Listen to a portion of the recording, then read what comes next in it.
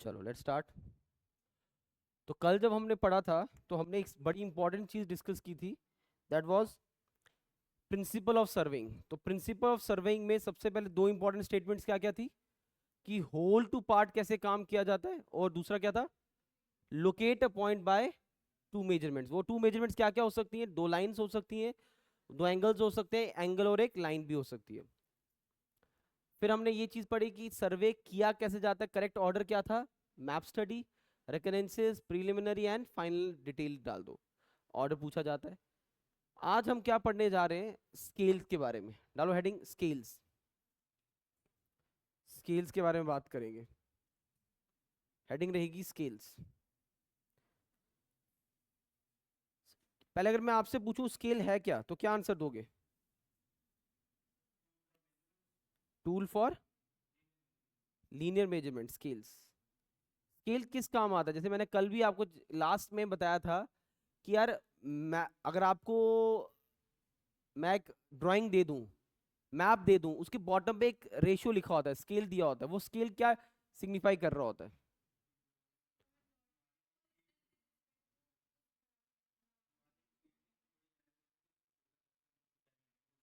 हाँ, बिल्कुल। अब बड़ी चीज को छोटे में प्लॉट करना है तो स्केल्स यूज हो सकते हैं, छोटी चीज को बड़े में प्लॉट करना है तब भी स्केल्स यूज हो सकते हैं। तो स्केल्स है क्या, बेसिकली लिखना स्टार्ट करो। टर्म स्केल, स्केल क्या है?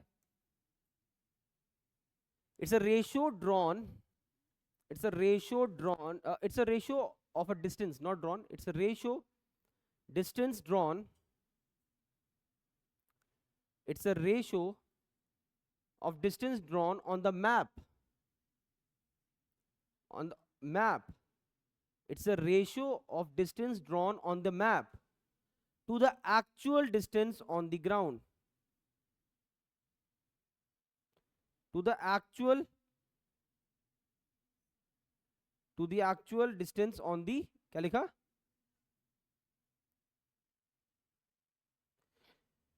to the actual distance on the ground। मतलब ध्यान से चीज को समझना, क्या बोला, एक रेशियो है किसका, जो चीज आप मैप में बना रहे हो उस चीज का, और डिवाइड किससे करना है, जो चीज आप ग्राउंड, इन चीजों का रेशियो। मे बी ग्राउंड में कोई चीज 1000 किलोमीटर की हो, उस 1000 किलोमीटर की चीज को आपने 10 मीटर से प्लॉट किया हो, समझ आया? तो रिप्रेजेंटेशन का तरीका है, मैप पे रख रहे हो डिवाइड बाय एक्चुअल ग्राउंड में वो कितना होगा। नेक्स्ट लाइन इसी के नीचे, नेक्स्ट लाइन इसी के नीचे। Scales can be of two types, scales can be of two types, scales can be of two types, scales can be of two types, scales can be of two types। एक है number one, एक होता है numerical scale, numerical scale, scales can be of two type, एक है numerical scale और दूसरा नाम लिख दीजिए graphically, graphical scales, graphical scales. हमारे सिलेबस में सिर्फ न्यूमेरिकल स्केल्स रहेंगे, हम ग्राफिकल नहीं पढ़ेंगे। दूसरा नाम आ जाएगा ग्राफिकल स्केल्स, राइट?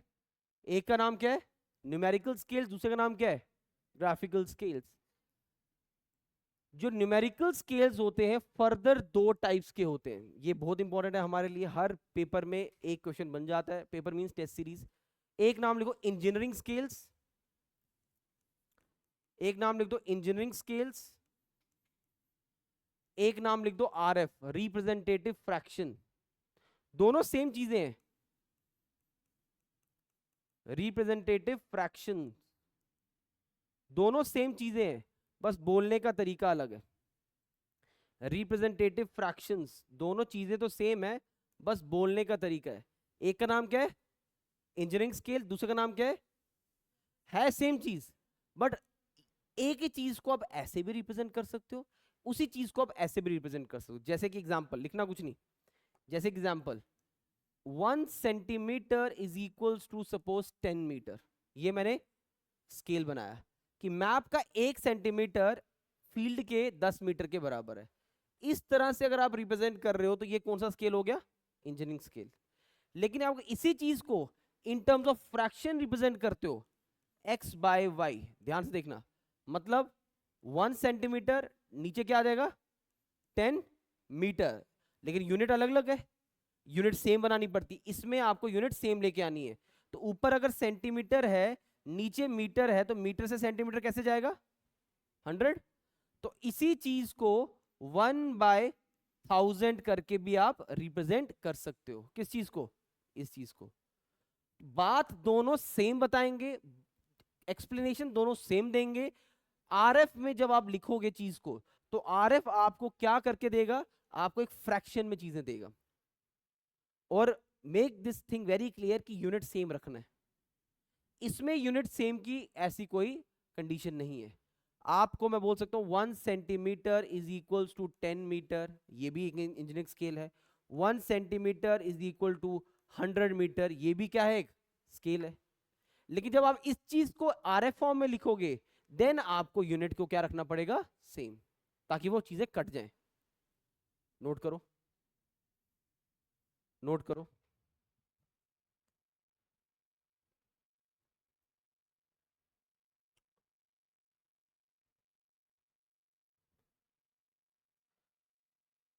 जल्दी से नोट कीजिए।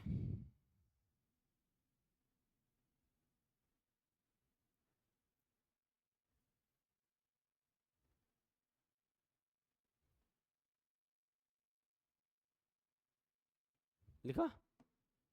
अब जैसे मैं आपको बोलता हूं 1 सेंटीमीटर इक्वल टू, लिखो 1 centimetre equal to 300 kilometre. 1 centimetre equals to 300 kilometre. 1 centimetre equals to 300 kilometre. तो इसका आरएफ बताओ कितना होगा? इसका आरएफ बताओ कितना होगा? कितना आरएफ होगा इसका? बताओ। आरएफ करके दो इसको, 1 डिवाइडेड बाय नीचे क्या आएगा? 300 लिखो पहले, वेरी गुड।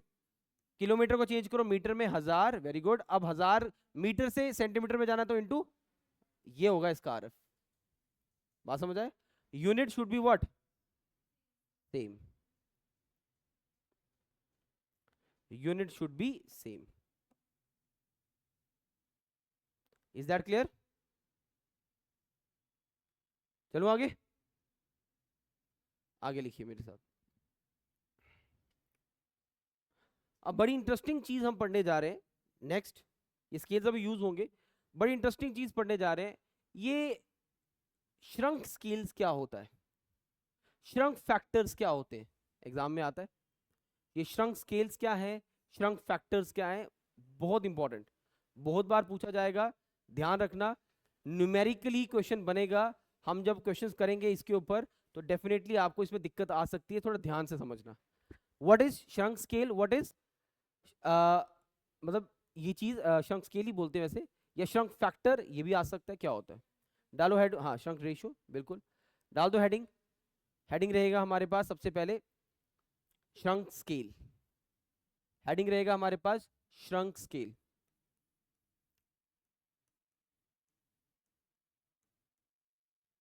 चलो आप में से कोई, हाँ जी, ऑनलाइन वाले भी बता सकते हैं आंसर। आप में से कोई, व्हाट इज श्रंक स्केल, क्या लगता है क्या मतलब होता है श्रंक स्केल का?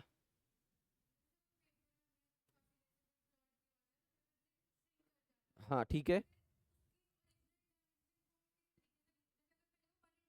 हम्म,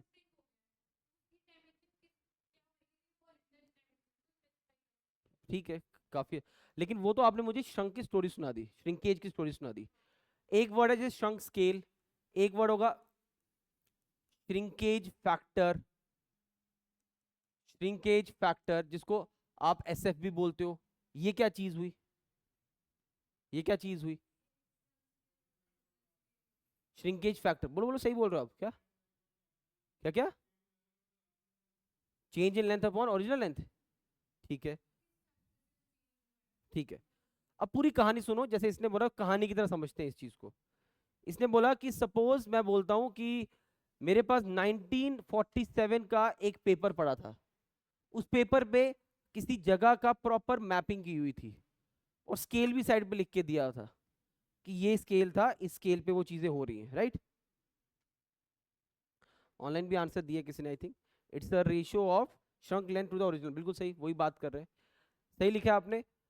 अब मैं कह रहा हूं कि उस टाइम पर पेपर और आज वो पेपर मुझे मिला, उधर लिखा था एक जो लाइन है इसकी, मान लो वो 10 मीटर के बराबर है, 1 सेंटीमीटर, लेकिन अब वो मुझे 1 सेंटीमीटर जैसा नहीं दिख रहा है, कुछ चेंजेस हो चुके, पेपर श्रंक हो चुका है, कुछ प्रॉब्लम आ चुकी है। अब वो गलत डेटा यूज करके मुझे सही मेजरमेंट्स करनी है, तब ये चीजें सामने आती हैं। और ऐसे बोलेगा वो, जब भी क्वेश्चन आएगा कहेगा ओरिजिनली वो लाइन पहले 10 मीटर थी, अब वो हमें 9 दिख रही है, 8 दिख रही है। तो मुझे बताओ अगर इतना एरिया होता तो उस टाइम पर, तो अब वो ओरिजिनली कितना दिखता, पेपर पे इतना होता तो ओरिजिनली कितना दिखता, ऐसे क्वेश्चंस। तो सबसे पहले हम स्टार्ट करेंगे श्रिंकेज फैक्टर के साथ लिखना। देखो श्रिंकेज फैक्टर क्या होता है, लिखिए, श्रंक स्केल भी लिखना है, उसी में आ जाएगा एक एक चीज करके। श्रिंकेज फैक्टर भी बोल सकते हो, श्रिंकेज रेशियो भी बोल सकते हो, श्रिंकेज फैक्टर भी बोल सकते हो, श्रिंकेज रेशियो भी बोल सकते हो। It is shrunk scale upon original scale, it is shrunk scale upon original scale, shrunk scale upon क्या बोला मैंने, ओरिजिनल स्केल, लिखा। अब ध्यान से सुनना, अगर स्केल फॉर्म में ना दिया हो, आरएफ फॉर्म में दिया हो रिप्रेजेंटेटिव फ्रैक्शन, तो आप इसको ये भी बोल सकते हो shrunk RF upon original RF, एक ही बात है, समझ आया, shrunk RF upon original RF, समझ आया, ऐसे भी लिख सकते हो। इज दैट क्लियर, बात समझ आ रही है। लेकिन श्रंक स्केल कैसे निकालेंगे वो भी तो सीखना है, श्रंक फैक्टर कैसे निकालेंगे वो भी तो सीखना है। आगे इसी के नीचे स्टेटमेंट, इसी के नीचे कॉन्टिन्यूशन में इसी क्वेश्चन को देखना है, यहां समझना। सपोज अगर मुझे श्रंक स्केल चाहिए होगा, तो मैं ओरिजिनल स्केल को श्रिंकेज फैक्टर से मल्टीप्लाई करूंगा। अगर मुझे आपसे श्रंक स्केल चाहिए होगा, तो मुझे इसको इससे मल्टीप्लाई करना, निकल जाएगा, ठीक है। लेकिन ये जो श्रिंकेज फैक्टर बोलो या श्रिंकेज रेशियो होता है, इसको आप एक तरीका और है लिखने का, मैंने बोल दिया ना ये इसके बराबर है, लेकिन ये चीज आपको ये तो समझ आ गया कि श्रिंकेज फैक्टर इसके बराबर है, क्या पता श्रिंकेज फैक्टर दिया ही नहीं हो क्वेश्चन में। तो श्रिंकेज फैक्टर खुद कैसे निकालते हैं, वो क्या है जो उसने सबसे पहले बोला था, जो अभी ऑनलाइन में एक लड़की ने बोला हुआ है, अजमा ने बोला, सही आंसर दिया, shrunk length upon original length. बात समझ आई, ये कैसे निकलेगा, आपको बोला जाएगा पुराने पेपर पे इतनी लाइन थी जो ओरिजिनली इतनी थी, उस रेशियो से आप क्या निकाल लोगे, एसएफ। तो ऐसे ही सर्कल मारना और ऐसे मेरे साथ लिखना, यहां पर जो मैं लिख रहा हूं नीचे लिखिए, shrinkage factor is equal to shrunk length divided by, क्या लिखेंगे नीचे, ओरिजिनल लेंथ। अब इस पूरी कहानी पे हम क्वेश्चंस करेंगे, इस कहानी पे क्वेश्चन करेंगे, shrunk length divided by original length. करें स्टार्ट, करें शुरू, चलो लिखिए एक एग्जांपल मेरे साथ, एक एग्जांपल लिखिए मेरे साथ सभी। एक एग्जांपल क्या है सुनिए, लिखना, सॉरी लिखिए, if the length and the width of the plot, if the length and the width of the plot, if the length and the width of the plot on the drawing is, on the drawing is, if the length and the width of the plot on the drawing is 9.6 multiplied by 9.6 multiplied by 19.2 centimetre, कितनी बोली मैंने, 9.6 बोला, और दूसरा क्या बोला, 19 point centimetre, centimetre, clear. आगे, the original scale of the drawing is, the original scale of the drawing is calculator use करना है करो, अभी तो हम कॉन्सेप्ट बना रहे हैं, क्वेश्चन तो मैंने अलग से करवाने, अभी कॉन्सेप्ट्स हैं। The original scale of the drawing is, लिखो 1 centimetre equals to 60 metres. 1 centimetre equals to 60 metres. 1 centimetre किसके बराबर होगा? 60 मीटर्स के। Next, if it is found that if it is found that if it is found that if it is found that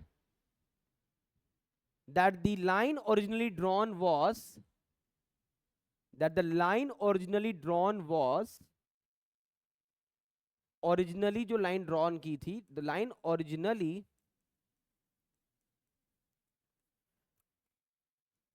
drawn was 10 centimeter instead of 10 centimeter instead of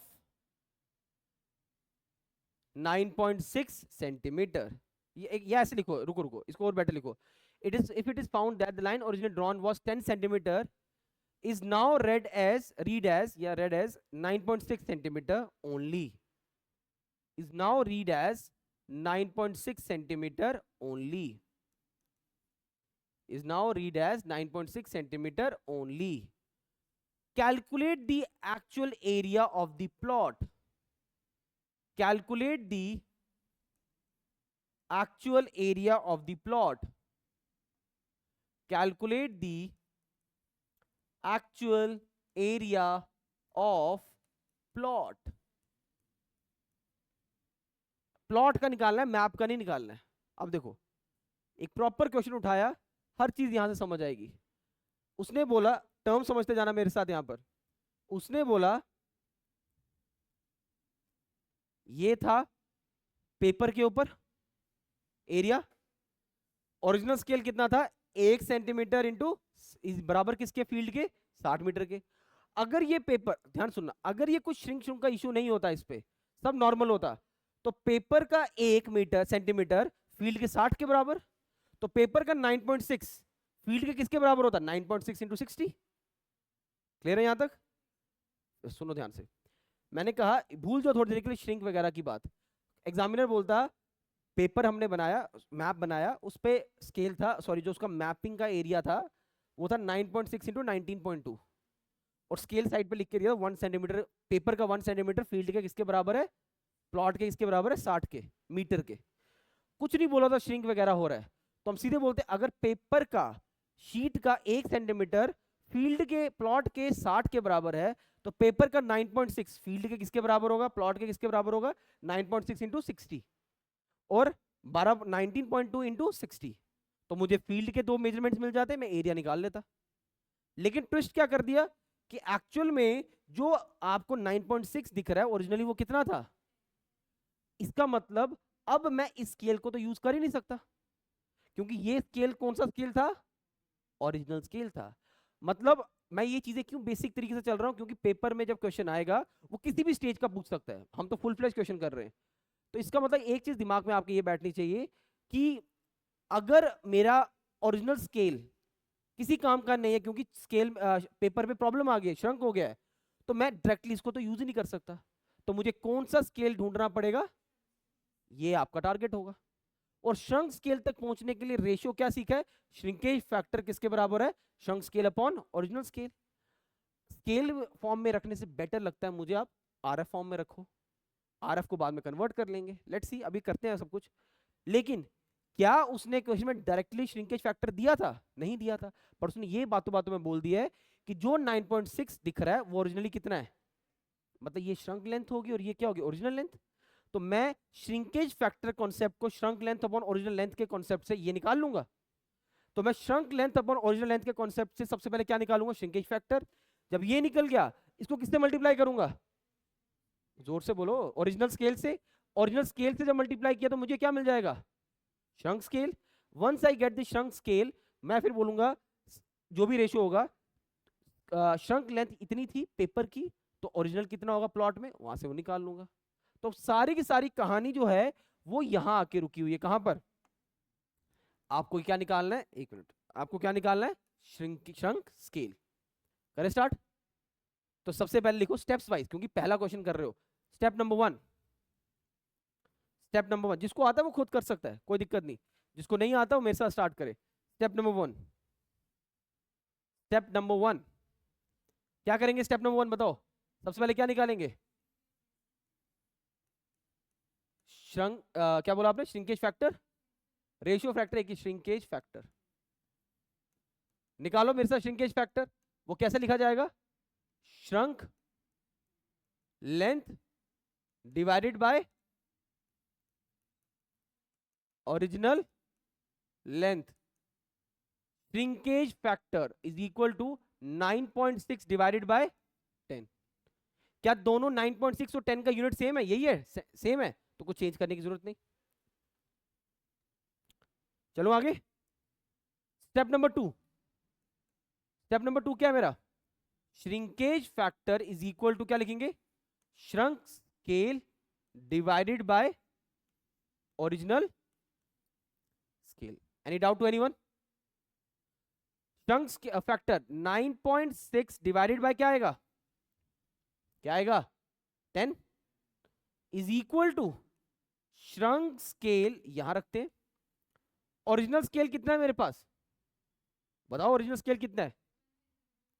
original scale मेरे पास है 1 centimetre, किसके बराबर?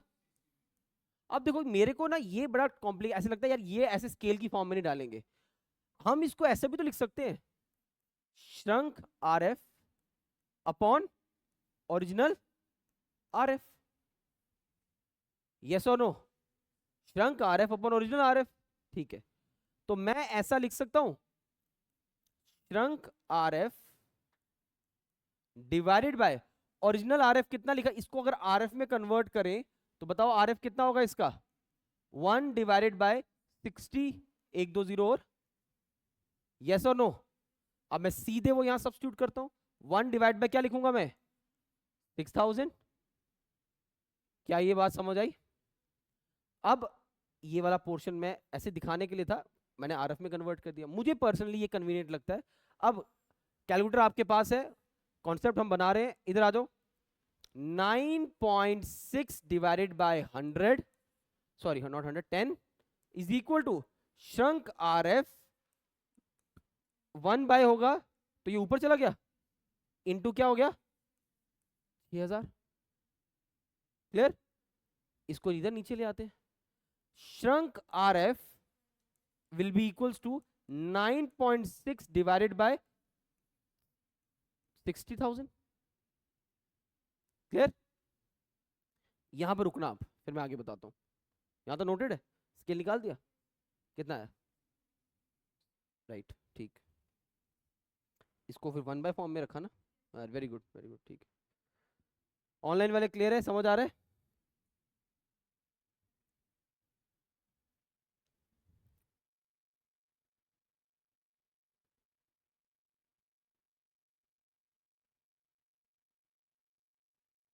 चलो आगे। अब ये गलती मत करना पेपर में। देखो obviously calculation will be easy, जब आपको इसको आरएफ में, अब श्रंक आरएफ में कन्वर्ट करना है ना, कोई भी आरएफ हो हमेशा ऊपर 1 रखना है, समझ आया? यहां पर रेशियो अगर होता 2 सेंटीमीटर 60 के, तो मैं 2/60 लिखता, फिर मैं उसको कन्वर्ट करता, मुझे न्यूमिनेटर हमेशा 1 में ही चाहिए। तो वो कैसे होगा? जब मैं 9.6 से नीचे डिवाइड कर दूंगा। बात समझ आई? मतलब 2/60 है, आप लोग सर मैं इसको 1/30 लिख दूंगा, लिख सकते हो, लिख सकते हो। मुझे न्यूमिनेटर को 1 ही रखना है, तो इसका 1 कैसे बनेगा? आप 60,000 को डिवाइड कर दो नीचे 9.6 से, कितना आता है वो? वो आता है 1 डिवाइडेड बाय 6250, 1 डिवाइड बाय 6250। ये मेरे को क्या मिल गया? Shrunk RF. क्या मिल गया मुझे? Shrunk RF. ओरिजिनल आरएफ क्या था? 1/60,000। अब मैं इसको श्रंक स्केल पे ले जाता हूं, तो मेरे पास श्रंक, मैं यहां लिख रहा हूं, मेरे पास श्रंक स्केल वो कितना हो जाएगा? 1 centimetre is equals to 62.5 metre. ये समझ आया कैसे लिखा मैंने? समझ आया कैसे लिखा? इसको मैंने इसमें चेंज कर दिया, 1 सेंटीमीटर जैसे वो 60 के बराबर था, इसको स्केल में ले आया, क्योंकि अभी तो इसका कोई रेशियो नहीं, मैं चेंज कर सकता हूँ कि इसको सेंटीमीटर मान लिया, इसको मीटर में लेके आते हैं, नीचे वाले को डिवाइड बाय 100 करके, जैसे इसको लाया था। समझ आया? अब मेरे पास क्वेश्चन खत्म हो गया यहाँ पर, यहाँ तक नोटेड है सबका? तो मेरे पास श्रंक स्केल कितना आया, 1 सेंटीमीटर इक्वल टू 62.5। अब देखो, आराम से टाइम दूंगा नोट करने का, समझ लो पहले। प्लॉट प्लॉट नहीं सॉरी पेपर पे 9.6 था और दूसरा डायमेंशन कितना 19 पॉइंट, और ये दोनों डायमेंशन क्या थे, श्रंक हुए हुए थे। और अब मेरे पास श्रंक स्केल आ चुका है। श्रंक स्केल कितना है, 1 सेंटीमीटर किसके बराबर है, 62.5 मीटर्स के बराबर। तो पेपर का 1 सेंटीमीटर फील्ड के किसके बराबर है, 62.5 के। तो वैसे ही पेपर का 9.6 सेंटीमीटर प्लॉट के या फील्ड के 9.6 इंटू 62.5 कितना आता है, बताओ कितना आता है? करो करो जल्दी कैलकुलेटर, बताओ कितना आता है, कितना आएगा? 600। अब आपने जो बोला मैंने लिख दिया 600 मीटर्स। दूसरा डायमेंशन 19.2 सेंटीमीटर, 62.5, ये कितना आएगा, 1200।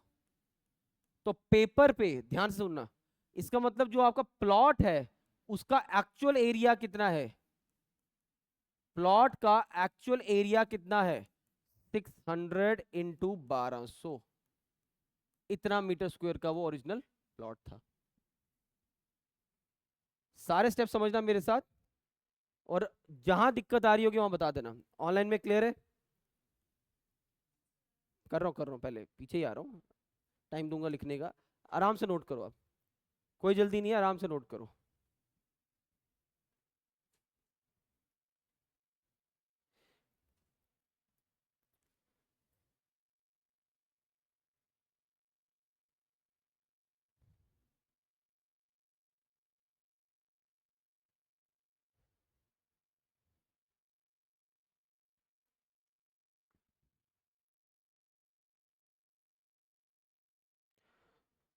हो गया लिखा?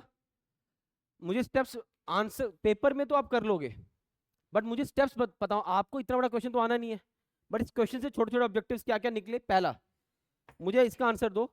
नंबर 1, श्रिंकेज फैक्टर कैसे निकालोगे, shrunk length upon original length करके, और वो निकलने के बाद वो किसके बराबर होगा, shrunk scale upon original scale. आपको अगर क्वेश्चन में बोल दे कि यार पेपर श्रंक हो चुका है, तो क्या आपका ओरिजिनल स्केल से कोई लेना देना है? आपको उसकी हेल्प से श्रंक स्केल निकालना है। मैं मानता हूं जब आप इसके क्वेश्चंस देखोगे किसी भी बुक पे, आप वाईसी की बुक लगाओ, आप पीवाईक्यू लगाओ, हाँ कुछ क्वेश्चन ऐसे होंगे यहां फंसोगे, कैलकुलेशन टफ होगी, बट एक दो बार हाथ चलाने से आपको कॉन्सेप्ट समझ आ जाता है कि करना क्या था। आपको छोटे छोटे ऑब्जेक्टिव्स पूछेगा वो, क्या पता कभी ऐसा क्वेश्चन आ जाए श्रिंकेज फैक्टर दिया हो, सिर्फ श्रंक आपसे लेंथ पूछी हो, क्या पता सिर्फ आपसे श्रंक स्केल पूछा हो। मैंने जब कैलकुलेशन की तो मैंने आरएफ फॉर्म में लाया, आरएफ को एंड में मैंने कन्वर्ट किस में किया, स्केल में कन्वर्ट किया। चलो आगे, क्लियर है यहां तक?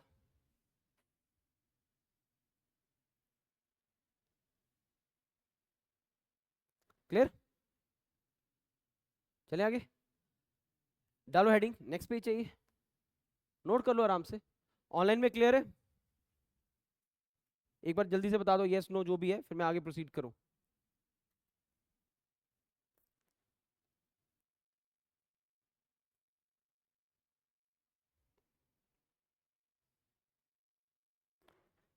लिख लिया? हेडिंग है errors due to wrong measuring scales. अगला हेडिंग है, very good, error due to wrong measuring scales. Error due to wrong measuring scales. Error due to wrong measuring scales. Error due to wrong measuring scales, इस पर भी बड़ी बार paper में question आया हुआ है। Error due to wrong measuring scales. करूं start? सबसे पहला टर्म लिखिए इसके नीचे,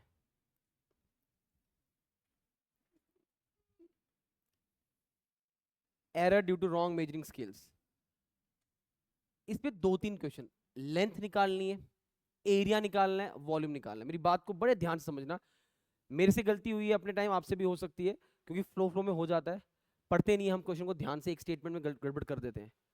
लेंथ निकालनी होगी तो कुछ नहीं करना, जो रेशियो आपको सिखा रहा हूं वैसे ही करना है। एरिया निकालना होगा तो सेम वही रेशियो, लेकिन उसका स्क्वायर कर देना।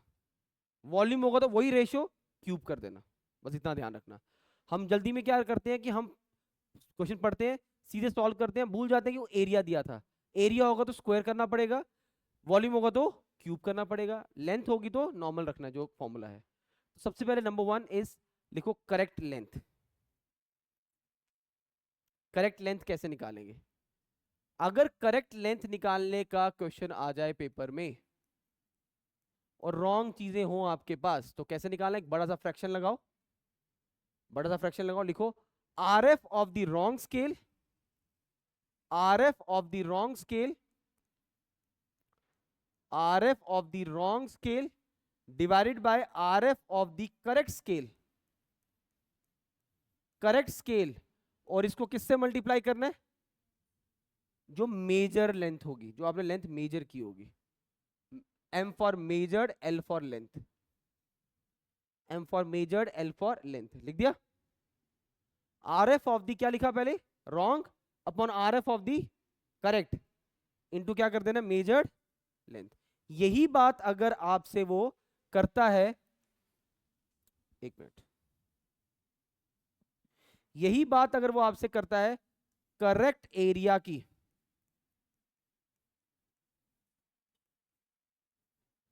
RF of the wrong scale upon RF of the, नीचे क्या आएगा? करेक्ट स्केल, और यहां पर क्या हो जाएगा? Into measured area. समझ आया? और यही गलती हो जाएगी आपसे, ये स्क्वायर भूल जाओगे, बाकी सारा लगा दोगे। और यही बात अगर वॉल्यूम की होगी तो क्या करोगे? क्यूब कर दोगे। लिखो एक प्रॉब्लम, एक प्रॉब्लम लिखो।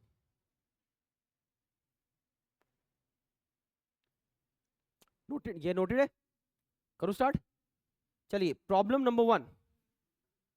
अच्छा नीचे ना खुद लिख दो, and for volume the ratio will be in cube, ताकि कभी भूल ना जाओ। For volume the ratio will be in cube, for volume the ratio will be in cube. चलिए क्वेश्चन कहता है, a surveyor measure the distance between 2 points. A surveyor measure the distance between 2 points. A surveyor measured the distance between 2 points. A surveyor measured the distance between 2 points. लिखा? A surveyor measured the distance between 2 points marked on a plan, marked on a plan, marked on a plan drawn to a scale of, drawn to a scale of 1 centimetre equals to 1 metre. क्या scale दिया हुआ है? 1 centimetre equals to क्या? 1 metre.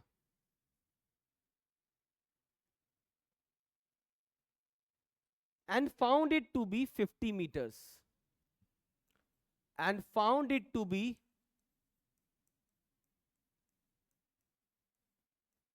50 meters, and found it to be 50 meters.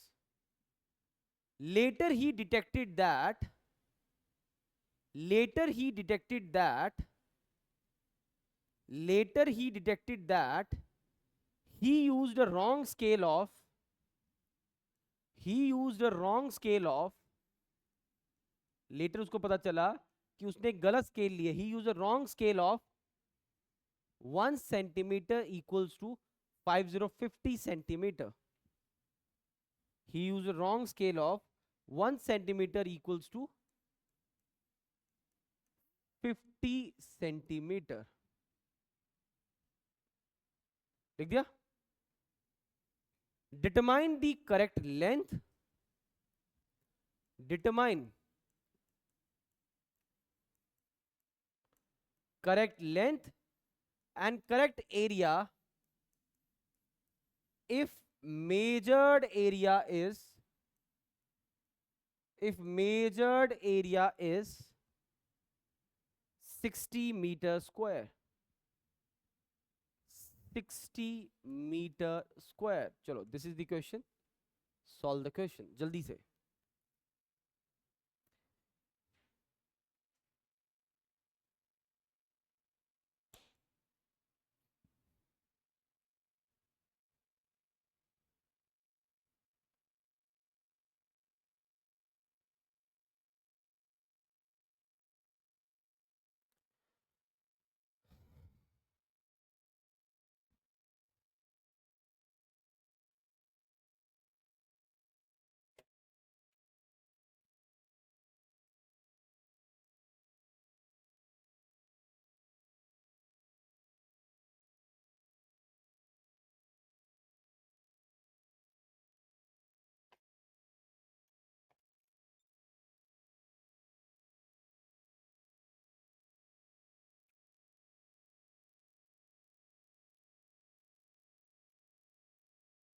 क्या answer आया?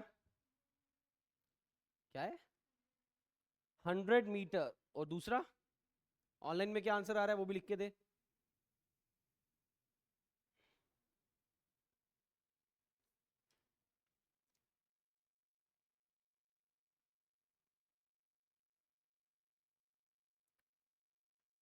इतना मुश्किल है क्या क्वेश्चन? सब कुछ तो प्रोवाइडेड है क्वेश्चन में. चलो देखो, करेक्ट लेंथ कैसे निकालेंगे? करेक्ट लेंथ कैसे निकलेगा? Correct length RL of the wrong scale. Wrong scale कितना था? उसको 1/50 ही लिखेंगे. रॉन्ग के बाद करेक्ट 1/100 लिखेंगे. इसका आरएफ बनाओ, कितना बनेगा? 1/100. इसका आरएफ तो सेम ही रहेगा 1/50, क्योंकि दोनों सेम यूनिट के. मल्टीप्लाई किससे करें? करेक्ट लेंथ कितनी थी? सॉरी, करेक्ट नहीं, मेजर्ड लेंथ. ये आ गया. तो जब इसको सॉल्व किया, ये आ गया 100/50 इंटू 50. ये और ये कटा, आंसर विल बी क्या? 100 मीटर्स. और जब दूसरा पार्ट किया करेक्ट एरिया, तो 100/50 का होल स्क्वायर हो जाएगा इंटू 60.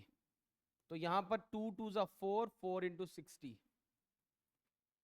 240 metre square.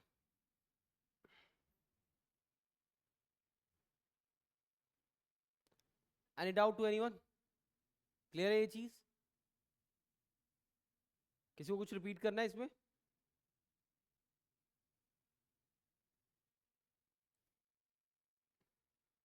क्लियर है? चलो आगे. चलो नेक्स्ट. अगली चीज हम क्या पढ़ने जा रहे हैं? वर्नियर के ऊपर.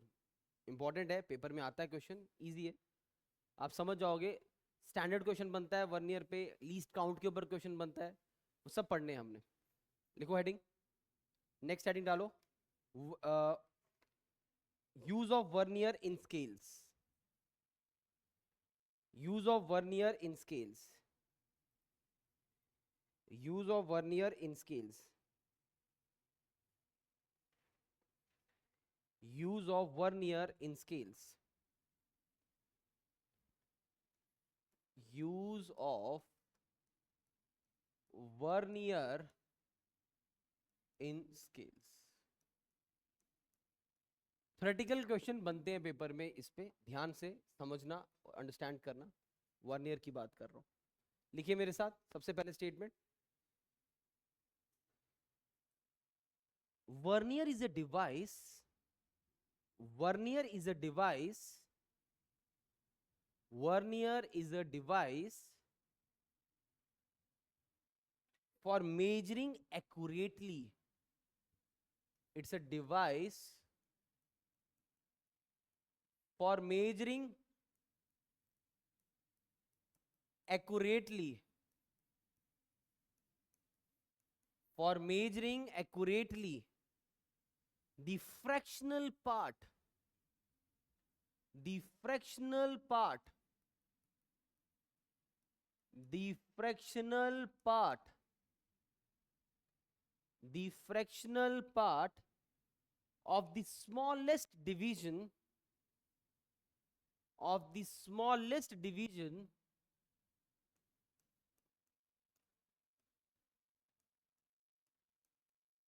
smallest division on the graduated scale, on the graduated scale, on the graduated scale,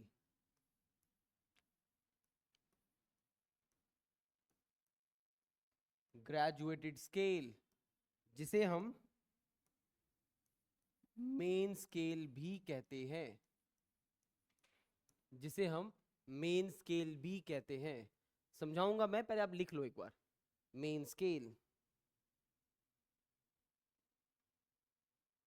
लिख दिया। Next line, the vernier consist of small scale, the vernier consist of small scale, vernier consist of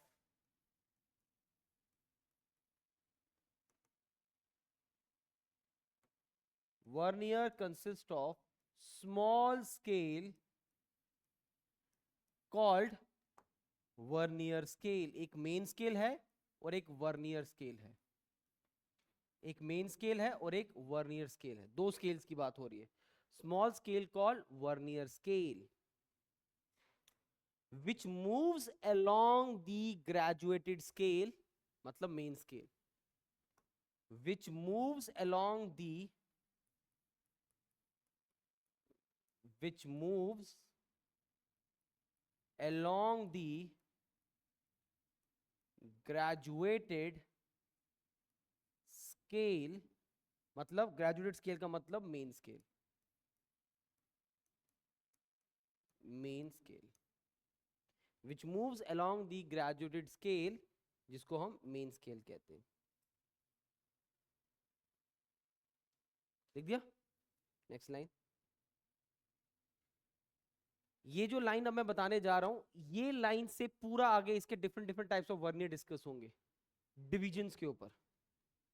किसी case में इनकी divisions कम होती हैं, किसी case में division ज्यादा। डिवीजन का मतलब क्या होता है? आपने स्केल देखा, स्कूल टाइम पे स्केल सबके पास होता था। अब एक स्केल की जब हम बात करें, देखो एक लाइन में ड्रॉ करता हूं, मैंने इसको 1 2 3 1 2 3 4 हिस्सों में रखा।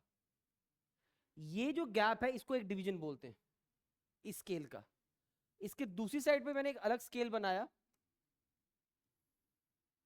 इसकी दूसरी साइड पे मैंने एक अलग स्केल बनाया, वो भी इसी गैप में रखा है, लेकिन उधर डिवीजन ऐसी थी। समझ आया? अब ग्रीन वाले का एक डिवीजन छोटा है, इसका एक डिवीजन क्या है? बड़ा है। बात समझ आया?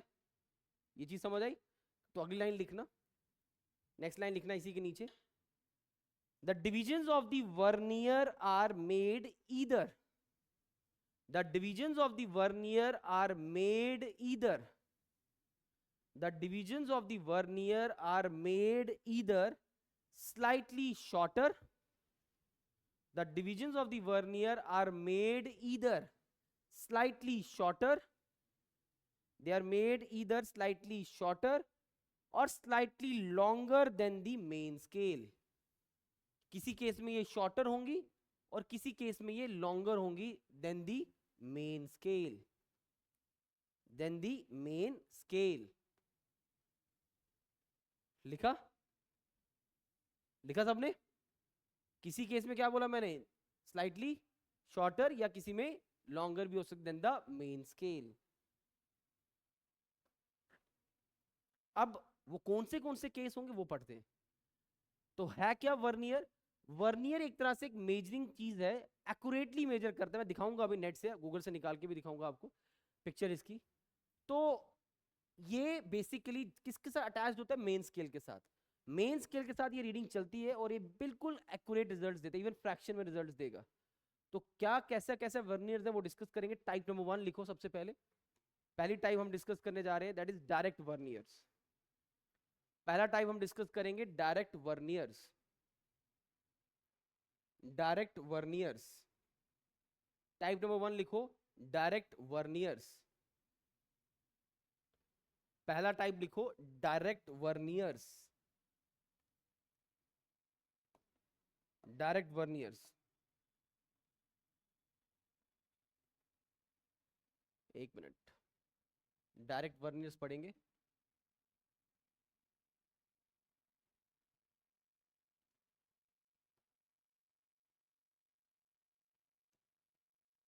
क्योंकि वर्नियर का एक क्वेश्चन आपको पेपर का मैं नहीं कहता, लेकिन जब आप टेस्ट दोगे तो हर जगह क्या होता है, टेस्ट में तो ये क्वेश्चन दिखता ही है।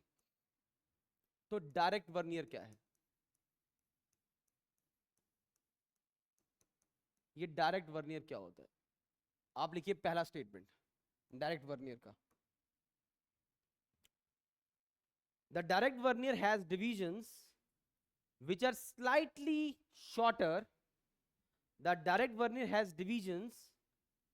The direct vernier has divisions which are slightly shorter than those of main scale.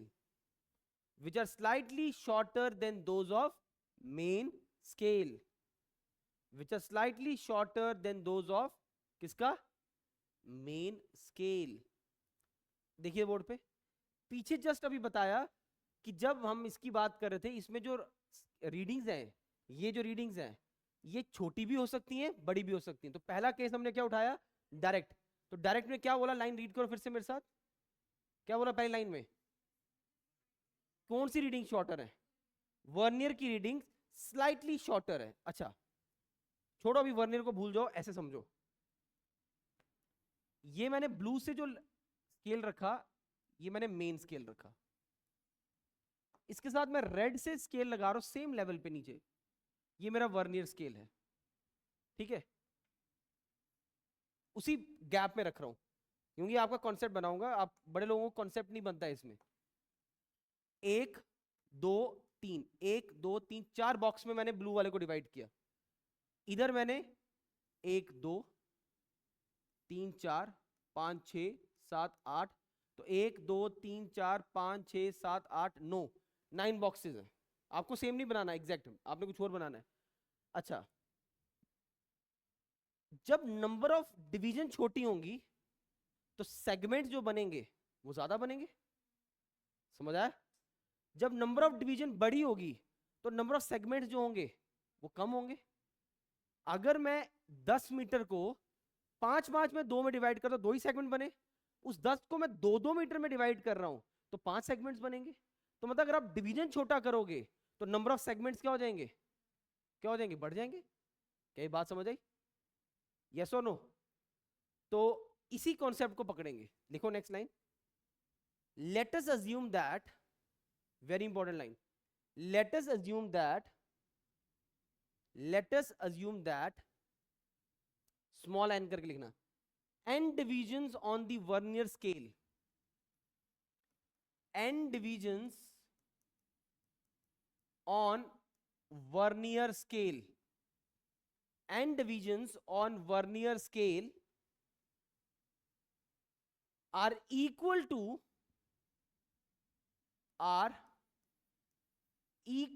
to n minus 1 divisions on main scale। लिखा है क्या? कॉपी? ओहो, शीट ले लेता अंदर से। कोई बात नहीं, कोई बात नहीं, मैं रिपीट कर रहा हूं, इस लाइन को समझना इंपॉर्टेंट है। क्या बोला मैंने? n डिविजन्स किसकी? वर्नियर की। किसके बराबर होगा? n minus 1 division of the, अच्छा अगर डिवीजन होती 10 वर्नियर की तो इसकी डिवीजन कितनी है? तो अगर 9 है, अभी अब मुझे बताओ, जब नंबर ऑफ डिवीजन कम होती हैं तो सेगमेंट्स क्या होंगे? जब नंबर ऑफ डिवीजन, देखो एक इधर डिवीजन कम बनाई मैंने, सॉरी, हाँ नंबर ऑफ डिवीजन कम है तो उसमें जो आपके पास सेगमेंट्स बनेंगे वो ज्यादा बनेंगे या कम बनेंगे? यहां देखो ना, इधर नंबर ऑफ डिवीजन ज्यादा है, sorry number of division, number of segment ज्यादा है। वो कब हुआ? जब एक डिवीजन क्या है? छोटी है। तो मैंने यहां पर बोला पहला फंडा आपके साथ कि वर्नियर स्केल पे अगर आपके पास n डिविजन है तो मेन स्केल पे कितनी डिविजन होंगी? एक डिवीजन कम। एग्जैक्ट अगर वैसा बनाने की मैं कोशिश करूं, तो मैं इधर वैसा बनाने की कोशिश करूं तो ये कैसे बनेगा, देखो अभी कुछ मत लिखना, आप सिर्फ समझने में फोकस करना। मेन स्केल मुझे डिवीजन कम बनानी है, 1 1 2 3 ऐसे, 1 2 3 4 सेगमेंट बने, ठीक है। यहां पर मैं कर देता हूं, मुझे उसमें ज्यादा रखना है, 1 2 3 1 4 1 5 ऐसे दिखा देता हूँ। थोड़ा गैप, थोड़ा सा मैं फिर से सिस्टमेटिकली करता हूँ, ठीक है। 1 2 3 4 5 ऐसे करते हैं। अब यहां पर देखें, यहां पर मैंने 1 2 3 4 बॉक्सेस बनाए मेन में, और यहां पर बॉक्सेस कितने हैं, 1 2 3 4 5, एक सॉरी एक ज्यादा हो गया, बट आप समझना सिर्फ अभी 1 2 3 4 5 6 हो गए, ठीक है। अगर मैं एक हटा भी दूं, अगर मैं एक हटा भी दूं वहां से, ताकि आपका एक कॉन्सेप्ट बन जाए, एक इसको हटा देते हैं, पहले वाले को, और यहां पर लगा देते हैं पॉइंट। अब देखो 1 2 3 4 इधर, 1 2 3 4 5 इधर, क्लियर? अब क्लियर है? क्योंकि ये तभी समझ आएगा आपको, नहीं तो आपने फिर परसों पूछना है कि सर ये डिविजन नहीं बन रही। तो मैंने वहां पर स्टेटमेंट क्या बोले, अगर n नंबर ऑफ डिविजन किसकी हैं, वर्नियर की, तो मेन स्केल में कितनी डिविजन होंगी, ठीक है। नेक्स्ट लाइन लिखना मेरे साथ, अभी मत कुछ बनाना, ये मत बनाना, वो तो लिख लिया आपने। पॉइंट नंबर 2, पॉइंट नंबर 2 लिखना है नीचे। let us assume that let us assume that let us assume that one division of the vernier is equal to v. Let us assume that one division of the vernier is equal to v. Let us assume that one division of the vernier is equal to v, small v से, देखो इधर board पे small v से, और one division of the main is equal to लिख दो s, one division of the main is equal to s, one division of the main is equal to s।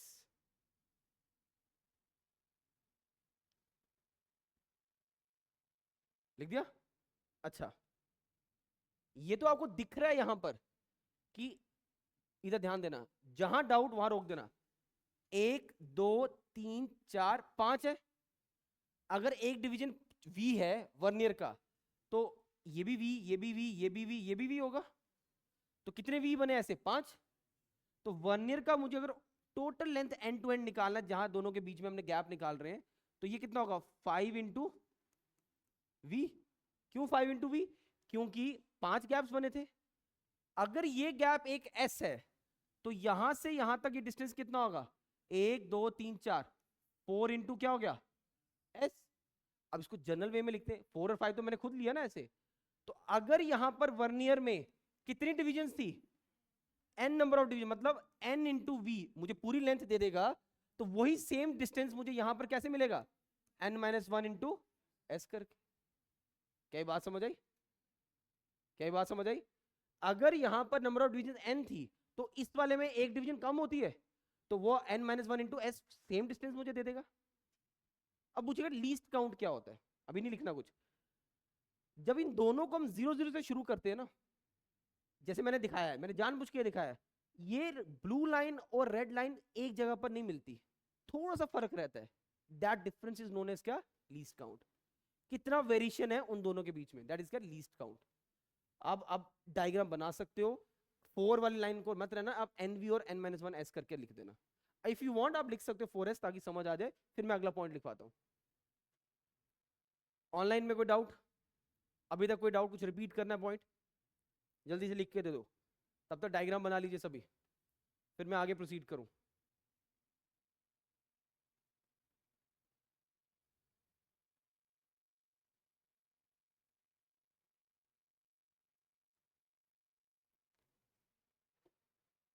कहां से बनाए हुए हैं नोट्स? पढ़ा है अभी तीसरे चैप्टर से। तो फिर उसको मर्ज करोगे वो फिर से बनाओगे? ठीक ठीक है।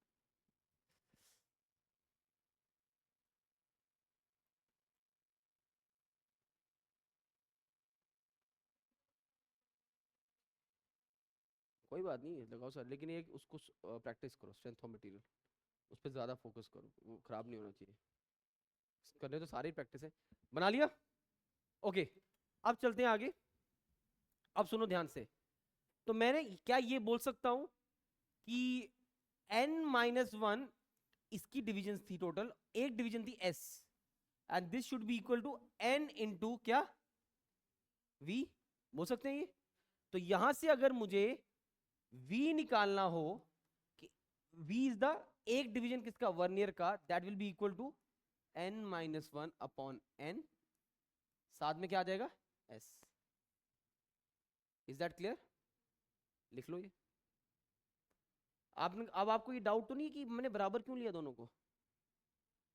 सिर्फ डिवीजन में फर्क था, डिस्टेंस तो दोनों का बराबर ही था, डिस्टेंस तो बराबर था। चलो आगे।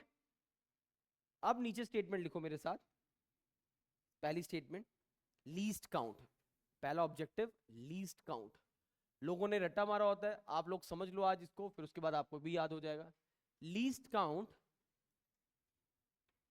Least count is equal to value of the smallest division of the main scale is equal to value of the smallest division of the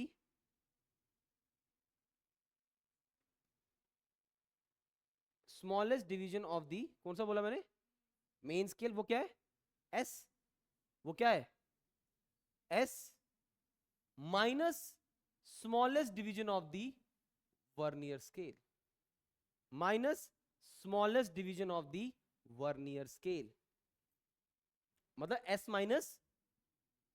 लेकिन बहुत से पेपरों में इसके अलावा एक फॉर्मूला और भी बनता है जो अभी आपके सामने बनेगा।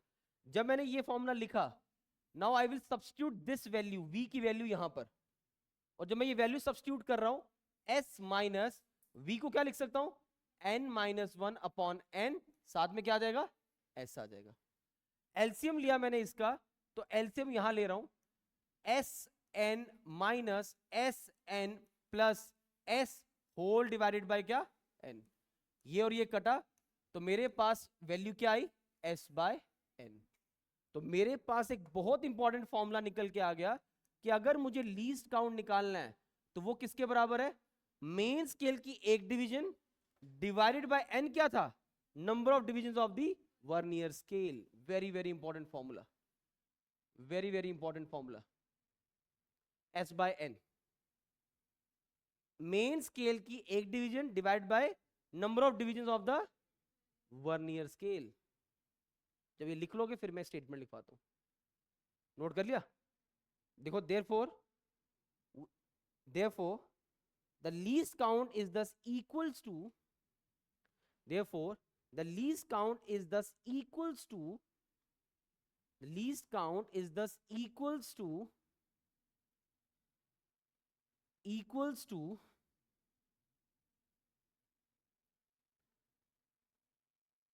smallest division of the main scale,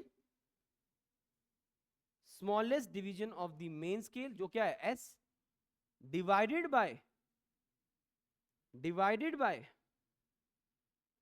किससे डिवाइड होगा, number of division of the vernier scale, number of division of the vernier scale, number of divisions of the vernier scale,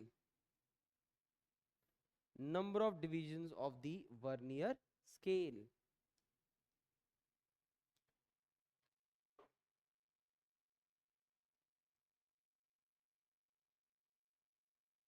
लिखा, नोटेड? आपको पेपर में वर्नियर स्केल और main scale का एक एक division दे दिया, ठीक है, या नहीं दिया, एस दे दिया, आपको ये डिवीजन दे दिया, आपको इस स्केल का आपको उसने क्या दिया हुआ है, नंबर ऑफ डिविजन्स दिए, तो आप वहां से आराम से क्या निकाल सकते हो, लीस्ट काउंट। अब अगली बातें सुनो, अब लिखना कुछ नहीं, सुनो। हमें क्वेश्चन में कैसे पता चलेगा that it is a case of direct vernier. Direct vernier की खासियत क्या है, अगर यहां डिविजन n है वर्नियर में, तो यहां डिविजन कितनी होंगी, n-1। एग्जामिनर कहेगा which of the following is the correct statement related to direct vernier, कहेगा there are 60 divisions on the vernier scale and 61 divisions on the main scale. क्या ये स्टेटमेंट सही है, गलत हो गया, तो ये स्टेटमेंट गलत। There are 60 divisions on the vernier scale and 59 divisions on the क्या, मेन स्केल, ये स्टेटमेंट सही है, बात समझ आ गई। तो ये आपको कैसे पता चला, यहां से अभी हमने समझा।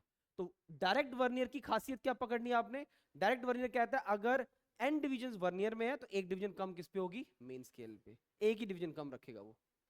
लेकिन जब दूसरा नाम लेने जा रहा हूं रेट्रोग्रेड वर्नियर, वो कहता है अगर इधर n डिविजन है तो इधर ज्यादा है n+1, अगर इधर 60 है तो इधर कितनी होंगी, 61। समझ आया।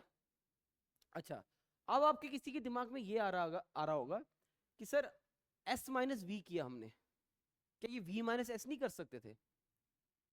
इस केस में s-v क्यों हुआ, अगले केस में v-s क्यों होगा, क्योंकि हमें बड़े में से छोटा डिवीजन माइनस करना है। और देखो इधर 4 बॉक्स थे, इधर 5 बॉक्स थे, तो जाहिर सी बात है जहां 4 बॉक्स होंगे वो एक डिवीजन बड़ी होगी, यस और नो। यहां 4 बॉक्स थे तो इधर एक डिवीजन क्या होगी, बड़ी, इसलिए मैंने s में से क्या माइनस किया, v। क्या बात समझ आई कि सर हमें कैसे, हमें क्या हर बार s-v करना, नहीं, हमें बड़े में से छोटी डिवीजन माइनस करनी है। हमें कैसे पता चलेगा सर s वाली डिवीजन बड़ी है, क्योंकि वहां नंबर ऑफ बॉक्सेस कम है, वो कम नंबर ऑफ डिवीजन है। तो अगर ये एक डिवीजन यहां है तो इसकी जो एक डिवीजन होगी वो इससे छोटी होगी। क्या बात समझ, क्योंकि यहां नंबर ऑफ बॉक्सेस क्या है, ज्यादा। क्या ये दिमाग में बैठ रहा है, 2-3 बार सुनोगे चीजें बैठेंगी। इसलिए s-v किया, ना कि v-s। अगर v टर्म बड़ी होती तो मैं v-s करता। Is that clear. अब लिखो डायरेक्ट वर्नियर के बाद retrograde vernier. Retrograde vernier, retrograde vernier, retrograde vernier, retrograde vernier.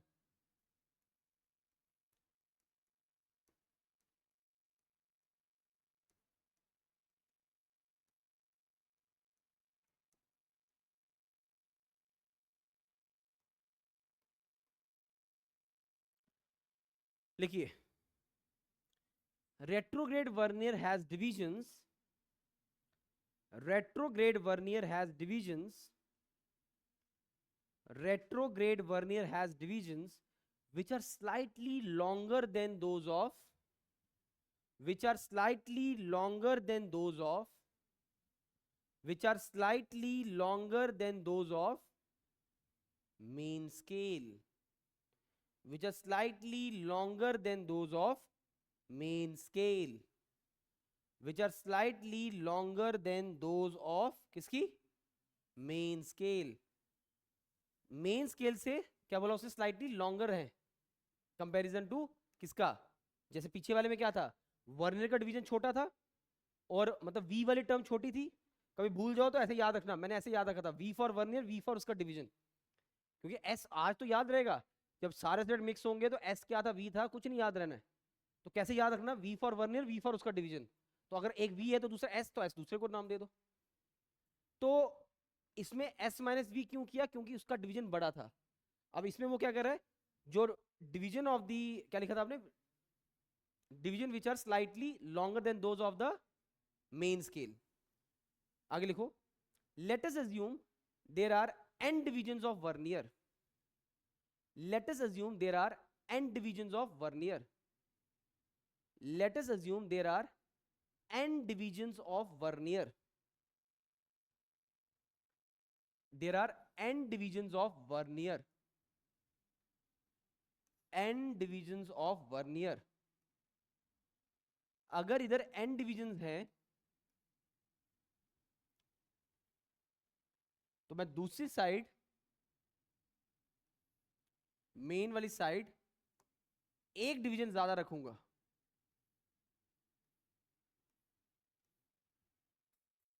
ठीक है। Let us assume there are n divisions on the vernier and n plus 1 divisions on the main scale, and n plus 1 divisions on the main scale, n plus 1 divisions on the main scale, n plus 1 divisions on the main scale.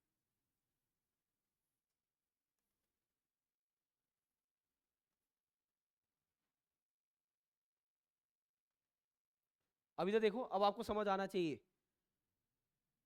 मतलब अगर इधर इधर 1 2 3 4 division मैंने बनाई, अगर इधर 4 division बनाई तो इधर कितनी बनाई मैंने, 1 2 3 4 5, इधर 5 डिविजन है। मतलब अगर इधर n डिविजन होंगी तो यहां कितनी होंगी, ये ऊपर वाला कौन सा स्केल है, मेन स्केल। अब बात समझना, पिछली डायग्राम में इतनी एक्यूरेसी नहीं आई थी, इधर एक्यूरेसी आई है। जब आपके डिविजन्स कम है तो एक डिवीजन आपकी यहां तक रेड लाइन आ रही है, मतलब v की डिस्टेंस, और s डिस्टेंस थोड़ा पीछे, क्योंकि उसमें डिवीजन ज्यादा है तो वो छोटा छोटा डिवीजन होगा इसके कंपैरिजन में। तो लीस्ट काउंट क्या होता है, लीस्ट काउंट होता है इन दोनों के बीच का डिफरेंस, दोनों के एक एक डिवीजन का डिफरेंस। अब इस बार किस में से किसको माइनस करेंगे, क्यों v में से, क्योंकि v का डिवीजन बड़ा हो गया। तो अगर मैं आपसे पूछूं least count will be equal to क्या होगा इस बार, v माइनस s। और देखो पिछली बार किसका किया था, s माइनस v, क्योंकि उसका डिवीजन बड़ा था। डायग्राम में वो जस्टिफाई नहीं किया मैंने, पर यहां मैंने जस्टिफाई कर दिया। इसका मतलब ऐसे समझना, जो वेरी कॉमन, कि अगर मैं 10 मीटर को 2 हिस्सों में डिवाइड करूंगा तो ऑब्वियसली 5 मीटर बड़ा होगा। अगर मैं 2-2 मीटर में डिवाइड करूंगा तो एक एक डिवीजन छोटा हो जाएगा। तो अगर मेरे 4 डिवीजन है और इधर 5 हैं तो ऑब्वियसली जो 5 डिवीजन होगा उसका हर डिवीजन थोड़ा छोटा होगा। बात समझ आई। अब वही जैसे पहले किया था, अगर इधर n डिवीजन हैं तो ये पूरा लेंथ कितना होगा, n इंटू वी, और ये पूरा डिस्टेंस कितना होगा, n प्लस 1 इंटू एस। तो हम लिखते हैं n इंटू वी किसके बराबर होगा, n प्लस 1 इंटू किसके, s के। n dot v is equals to n s plus, चलो ये छोड़ो, ये तो मैंने ओपन कर दिया, n प्लस 1 इंटू क्या आ जाएगा, s। तो यहां से अगर मैं v की वैल्यू निकालूं तो वो क्या निकल रही है, n प्लस 1 अपॉन n, साथ में क्या आ रहा है, s। Let's substitute this value वहां पर। जैसे ही सब्स्टिट्यूट किया, जैसे ही सब्स्टिट्यूट किया तो मेरे पास v की जगह लिखूंगा मैं n प्लस 1, साथ में क्या, s whole divided by n minus क्या, s। जैसे ही सॉल्व किया, S N plus S minus S N divided by N, S N cut गया, लीस्ट काउंट क्या आ रहा है, क्या आ रहा है लीस्ट काउंट। और पिछले क्वेश्चन में भी क्या लीस्ट काउंट आया था, इसका मतलब लीस्ट काउंट वही है, एस बाय एन। नोट करो, जल्दी से नोट करो इसको। क्लियर है ये ऑनलाइन में,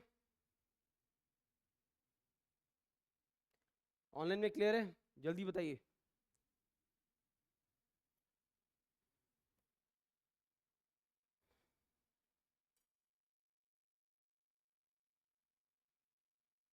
ये हैं वर्नियर के कॉन्सेप्ट्स,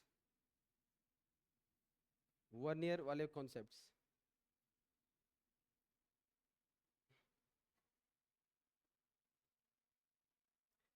चलो ऑनलाइन में तो क्लियर हो गया, आप लोगों को क्लियर है, लीस्ट काउंट समझ आया। अगर आपको कि सर मुझे शॉर्ट में कंक्लूड करके दो, तो कंक्लूजन क्या रहा, डायरेक्ट वर्नियर में अगर n डिविजन वन वी पे हैं उधर n माइनस 1 होगा। इतना आपने दिमाग में रखना, मैं अभी कंक्लूजन बना के देता हूं, हो गया। कंक्लूजन मैंने ऐसे अपने टाइम भी ऐसे याद रखा, आप भी ऐसे याद रख सकते हो। कंक्लूजन मैं आपको ये दूंगा कि चाहे आपका डायरेक्ट वर्नियर हो, चाहे आपका रेट्रोग्रेड वर्नियर हो, n डिविजन आपने वर्नियर स्केल के लिए ही लेनी है दोनों केसेस में।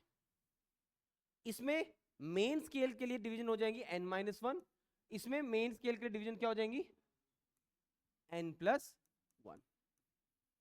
क्या बात समझ आई, क्लियर है यहां तक। नोट लिखो एक, ये नहीं, नोट लिखो, नोट, नोट है extended vernier, extended vernier, extended vernier.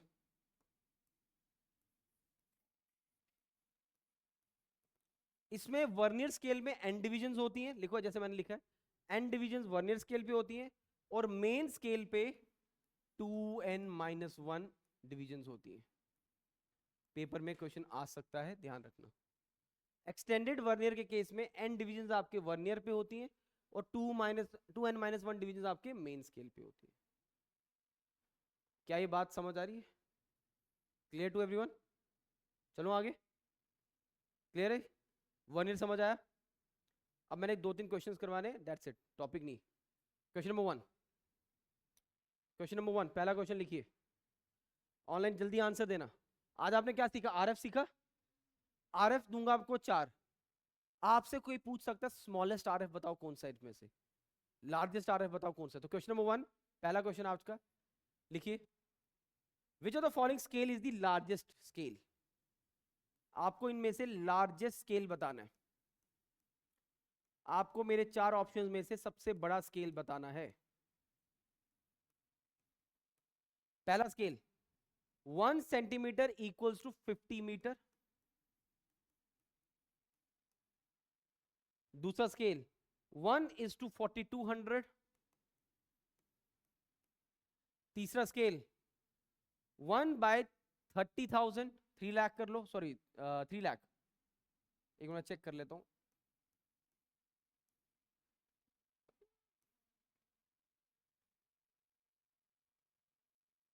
पांच जीरो लगाने हैं, 1/3 लाख, और आखिरी 1 सेंटीमीटर इक्वल्स टू 50 किलोमीटर।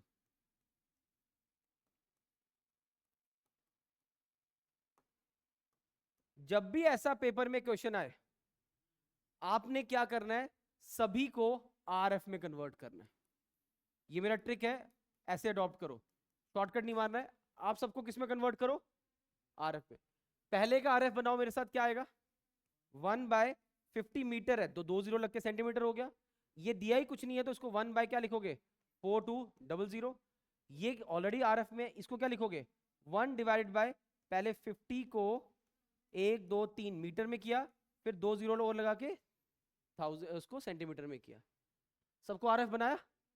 अब लिखो नोट, कभी पेपर में क्वेश्चन आ जाए तो कैसे याद रखना है। नोट,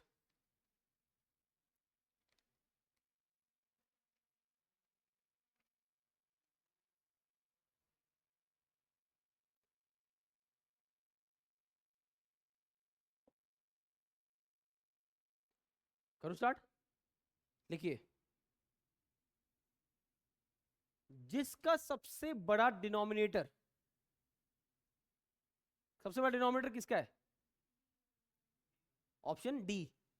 जिसका सबसे बड़ा डिनोमिनेटर, वो आरएफ में सबसे वो स्केल सबसे बड़ा होगा या छोटा होगा? सबसे छोटा। जितना छोटा डिनोमिनेटर उतना बड़ा आर है, उतना बड़ा स्केल, सॉरी आरएफ स्केल। तो लिख दो, यही ट्रिक याद रखनी है। आंसर क्या होगा इसका? बी। इसको मैंने आई थिंक 0 गलत लगा दिया मैंने, ये 3 0 थे। चलो हम, आपने 4200 लिखा है ना, हम उसी हिसाब से आंसर मार्क कर देते हैं। नहीं नहीं, फिर आपने जो लिखा है, फिर ऑनलाइन वालों में वही लिखा होगा तो गलत हो जाएगा। करूँ स्टार्ट? लिखवाऊं? The scale, the scale with the largest denominator of RF, the scale with the largest denominator of RF, सबसे बड़ा डिनोमिनेटर जिसका होगा will be the smallest scale, and vice versa लिख देना। तो हमारे इन ऑप्शंस के हिसाब से सबसे बड़ा स्केल कौन सा हुआ? B option. मैंने चेंज नहीं किया, जो आपने बोला उसी हिसाब से रखा है। ऑनलाइन में क्लियर है? ऑप्शन बी, ऑनलाइन वाले ने पहले का आंसर दिया हुआ।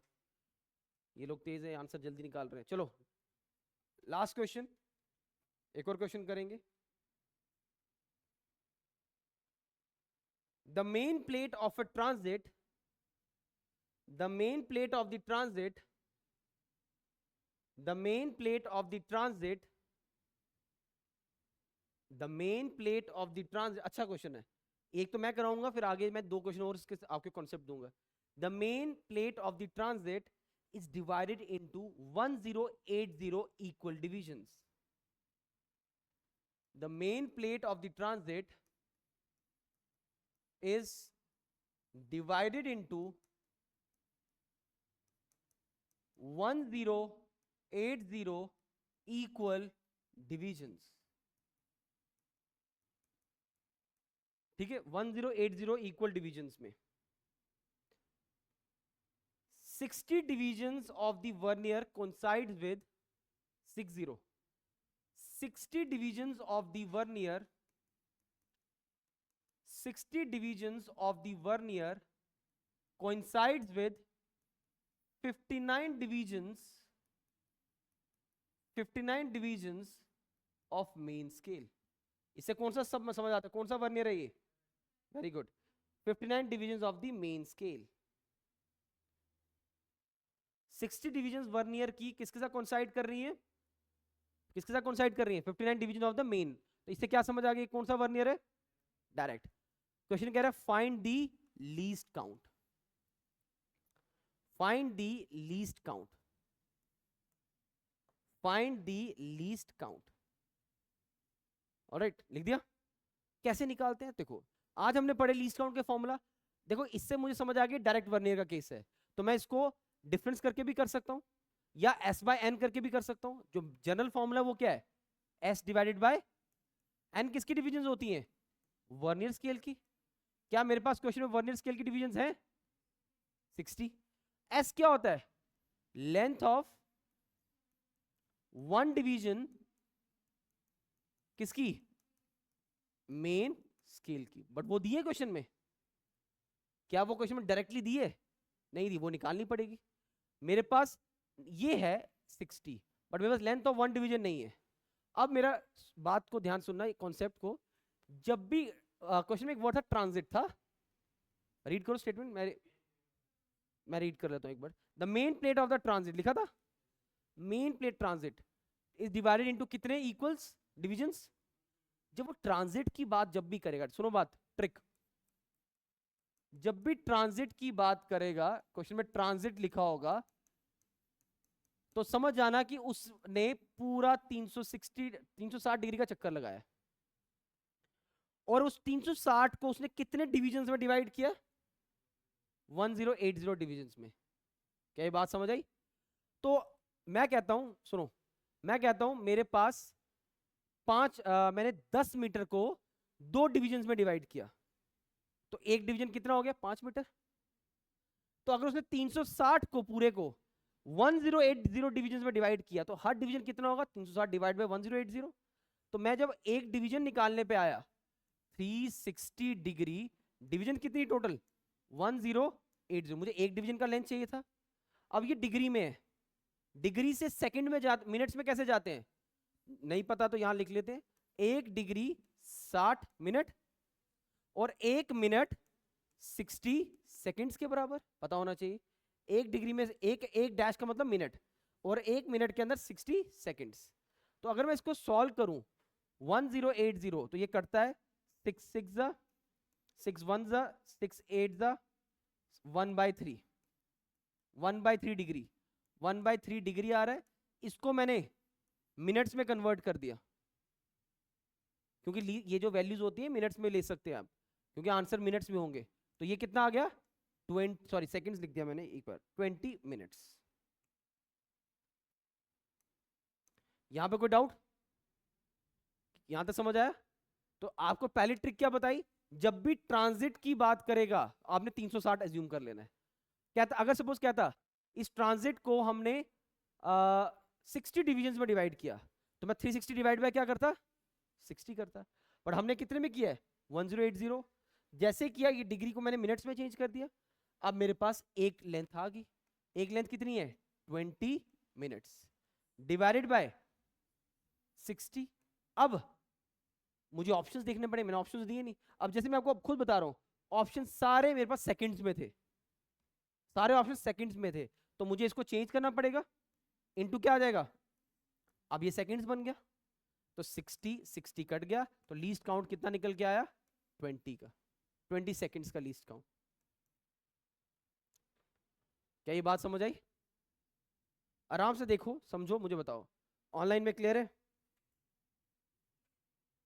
ऑनलाइन में क्लियर है ये चीज? जल्दी बताइए। कुछ रिपीट करना है तो बताओ।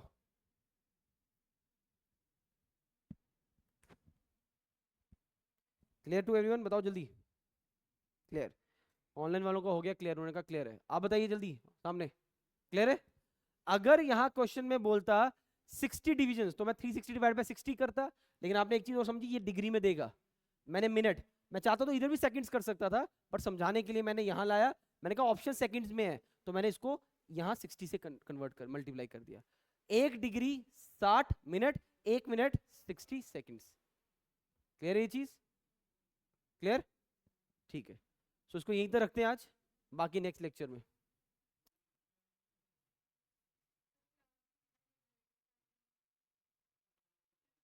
इतने बजे ही तो होती है हमारी।